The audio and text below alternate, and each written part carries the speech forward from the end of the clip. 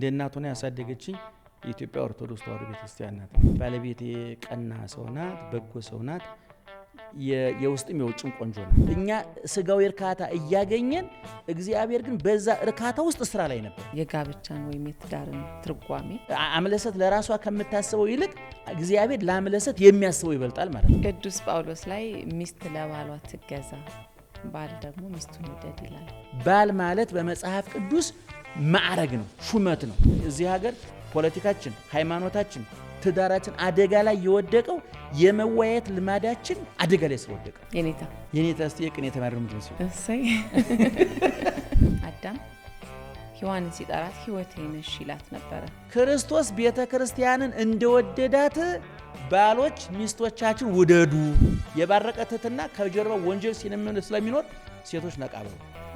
ወንዶቹ እውነቴን ነው የምልሽ፣ ጋብቻ ውስጥ ማግኘት ያለበትን አስቀድሞ ካገኘ ምን አደከመኝ በየሳምንቱ ካገኘሁት። ሰው ማለት ምን ማለት ነው? ሰው ካለበሰ እንስሳ ይሆናል፣ ካልበላ ደግሞ ሬሳ ይሆናል። ምንም ትርጉም የለውም።